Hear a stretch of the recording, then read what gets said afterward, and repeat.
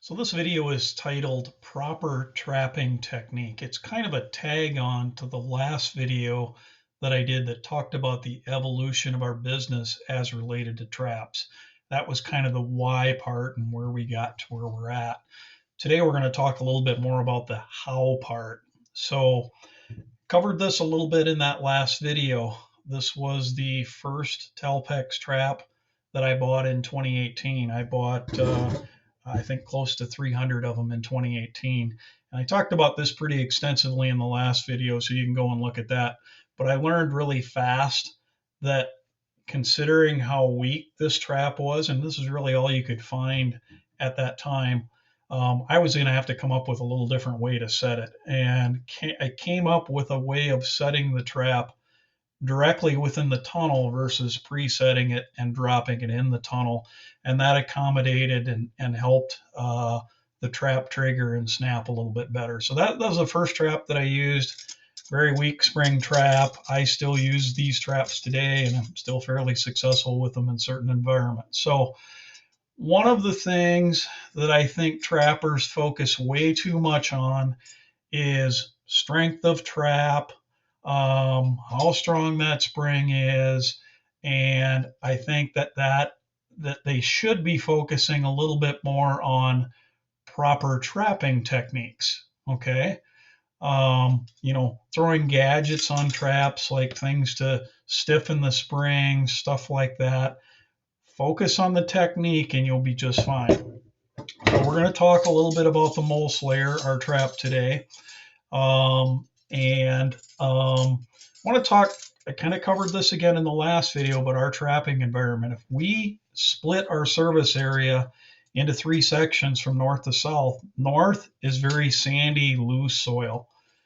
In the middle, we've got more traditional soil, fairly firm, what you'd probably going to be seeing in most of your trapping conditions. And then in the south part, we've got clay. Gets very dry, gets very heavy when wet, and so forth. So I don't think that our conditions here probably differ a whole lot from the conditions that you might have in your environment. So we're going to talk about the MoleSlayer. First thing I'm going to talk about with the MoleSlayer is when you get a MoleSlayer is tuning the trap. It's very basic. Most of them are great right out of the box, but there's a couple of things that you can do to tune them. The first thing is you want to make sure these legs aren't interfering, the inside and outside legs. So if they are, you'll notice it. All you have to do is grab the inside legs and just give them a little bit of a squeeze, just so we get a nice smooth trigger. The second thing that you're going to do with these traps is make sure that the trigger looks just like that. That's a perfectly adjusted trigger. That's where they want to be. You could actually move it down, bend it down just a little bit, but that's what you want for a trigger with a MoleSlayer. Okay.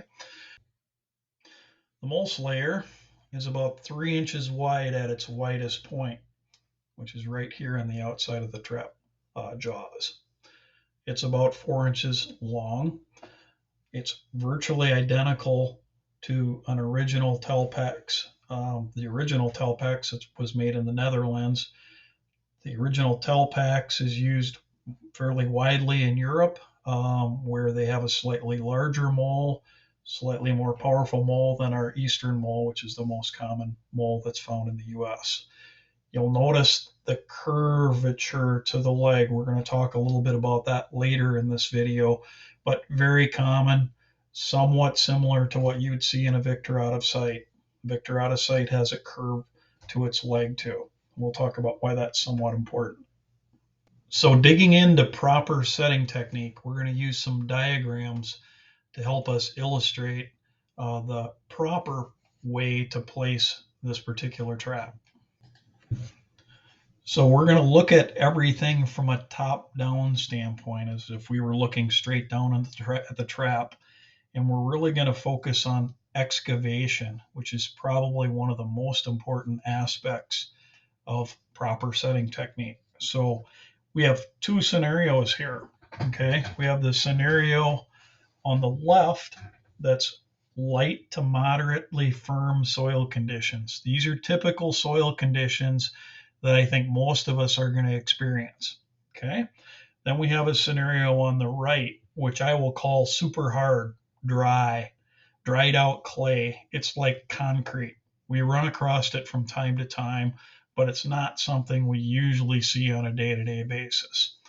I'm going to set that one aside and we're going to do a separate video on that one. So we're going to focus on the most typical thing that we see on the left-hand side. So with this particular diagram, we've moved the traps to the top, kind of leaving the outlines below. Again, we're looking top down, and we're really going to focus on the scenario on the left. Okay, the arrows in the middle that you see are really the mole path. Okay, that's the tunnel going from left to right or right to left.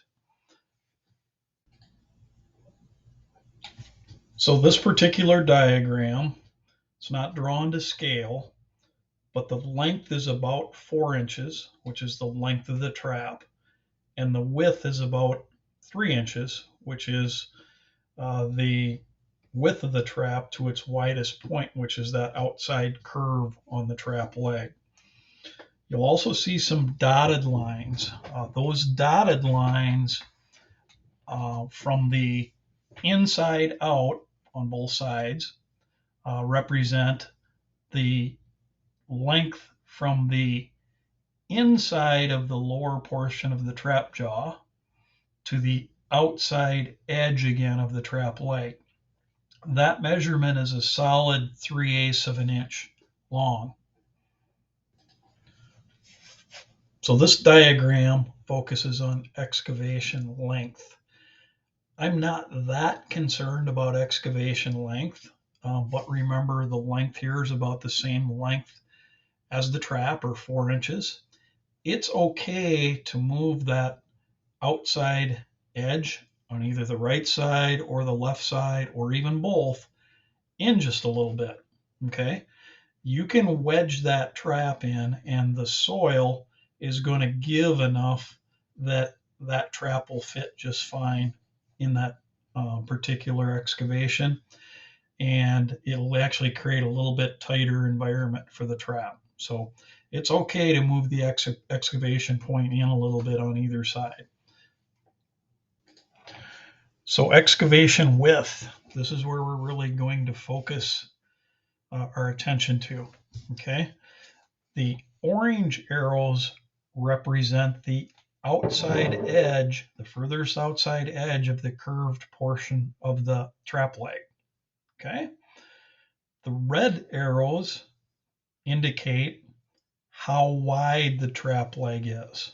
Okay, remember we had about 3/8 of an inch wide on each side from the inside of the trap leg to the outside edge of the trap leg.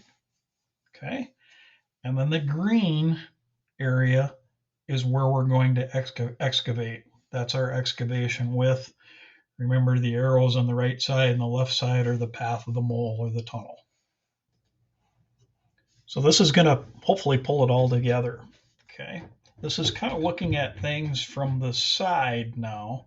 So we're about 3 inches wide. The orange arrows are the widest part of the trap leg. The red arrows indicate the width of the trap leg from the outside edge to the inside edge. Remember, that's about 3/8 of an inch or so on both sides. And the green arrow is where we're going to excavate to, right along those dotted lines. Now, when we set this trap, the jaws are closed and they're inside that green arrow. And what we're going to do is we're going to force those jaws open so that we drive them right into that unexcavated area, those red sections. And that's going to do a couple of things for us. Number one, stabilization.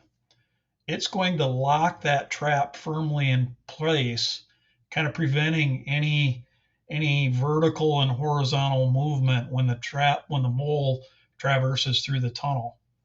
That's going to ensure that the trap triggers properly and that the mole can't push the trap out of position. The second thing it's going to do to a degree is it's going to give us some concealment. The trap jaws or the legs are actually embedded into the tunnel walls. So it makes those much harder for the mole to detect. Sometimes we'll get backfills and things like that when the mole detects something that he doesn't like. So again, stabilization and concealment are two of the things that this is really going to give us. So hopefully that was a helpful exercise. A few more points that I would make is the first one. We talked about these trap legs being about 3/8 inch wide from this inside tip right here to this outside edge at its widest point. So if we look at both legs, we're a little bit over 1/2 of an inch. I honestly don't care if you take advantage of and move that excavation point inside even deeper than that. Okay, all I want is that mole tunnel is centered in that trap. Okay, and the tunnel is actually not hitting the legs. So you can make that excavation even narrower if you'd like to do that. Not a big deal. Second thing, trap depth. Okay, normally my trap depth is going to be about maybe 1/4 inch into the ground, and I want that mole tunnel to be just above or off my excavation point. And you've got some give and leeway one way or another. It doesn't have to be perfect. The nice thing about this trap is the curved legs. Those legs are going to scoop the mole up into the trap, and you're going to be successful with it. Third thing, we always want to do our best to get that trigger centered in the trap. Okay. And I think some guys struggle with that a little bit because they're setting traps with setting tools and things like that. If you're using a technique where you're actually working with the trigger when you set the trap, that's less apt to happen. Also, don't think that has to be perfectly in the center. If it's off 1/4 inch one side or 1/4 inch the other side, it's not going to make a material difference in your catch rate and your success. So guys that are trying to rely on devices to keep this thing perfectly center are just practicing poor trapping techniques. You don't need that kind of stuff. So a couple points on setting the trap. Okay, we're going to set the trap right in the excavated area. Okay, I used to set the trap with my thumb and my fingers and just pull it open like that and then set it. I hyperextended my thumb a couple of years ago, and for an entire season, I lost the use of my thumb. So I adapted a little bit and I started using the heel of my hand right here. And that's how I started opening and setting the trap. And that stuck with me. Even though my thumb's better now, I use the heel of my hand because it's much easier for me to do that. The other thing, when you get these heavier soil environments that I've found that you can do is kind of a reach around or reach under. Okay. I'm gonna use the heel of my hand again to get the trap started. And then I'm gonna reach under with a few fingers on both sides. And I'm gonna pull the trap tight by reaching under and around.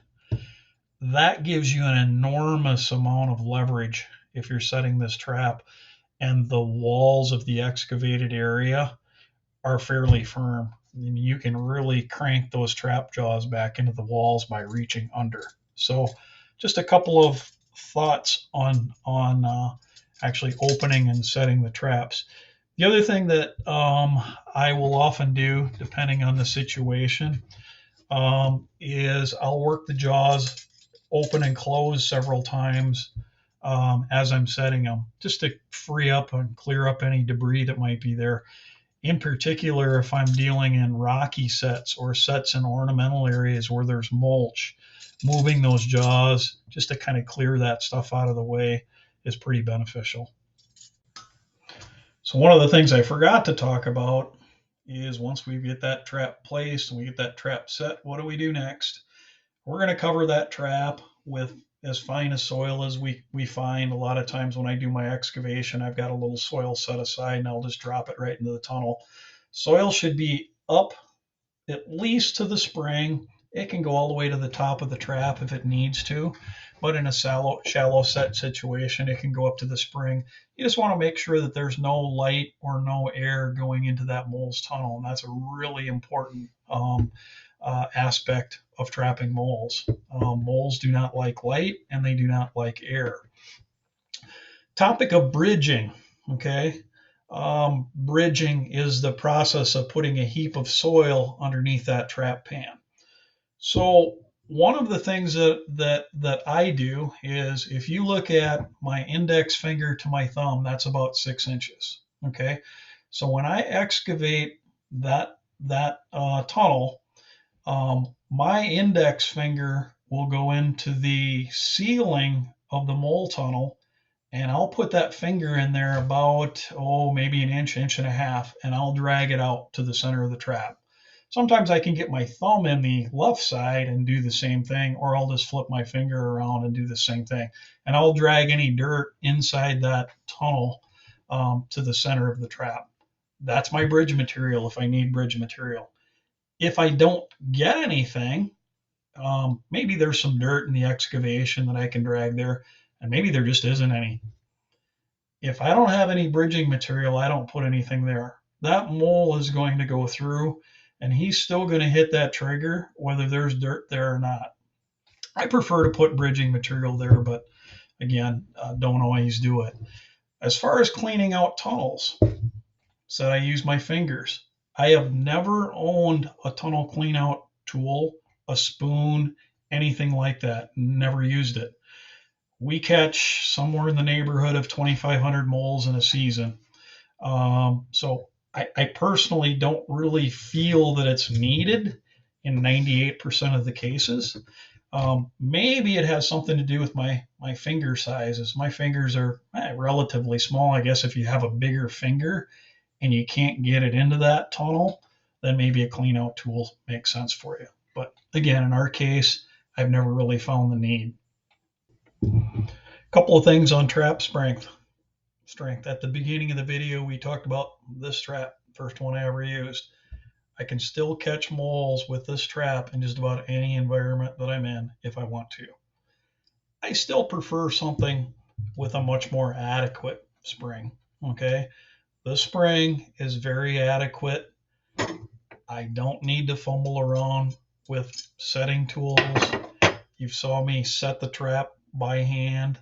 I would say 80–90% of the guys out there professionally trapping moles can set this trap by hand.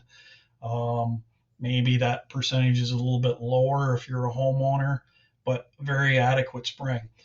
The more tension you put, the stronger you tension this spring, the more pressure that's pushed out on this pin. That makes the trap harder to snap. Part of the reason I like this trap in certain conditions. This trap tends to actually perform very well in extremely loose, light, sandy soils. It takes nothing to bump and trigger this trap. So just a little bit on spring tension. Now, standard MoleSlayer, we talked a lot about.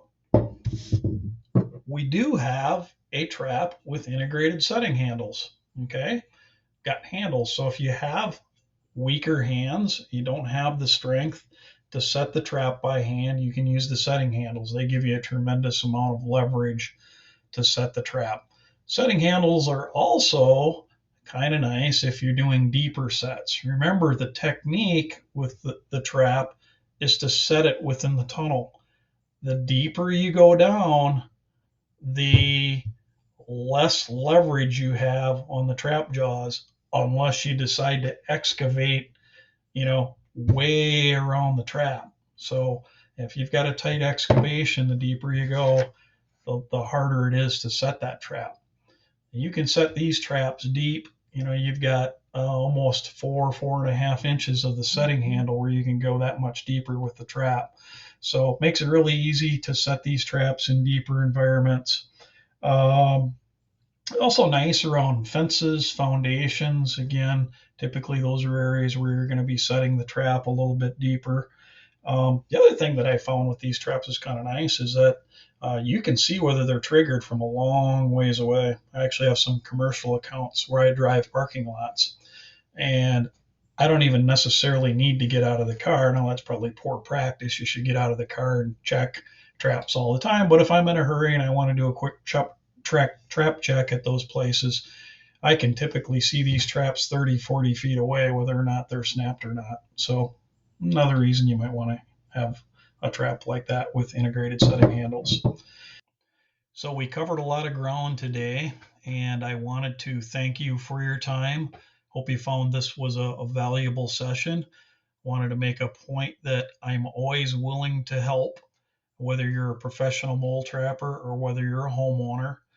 You can send me a message via Facebook Messenger, email me at info@modernmoletrapping.com.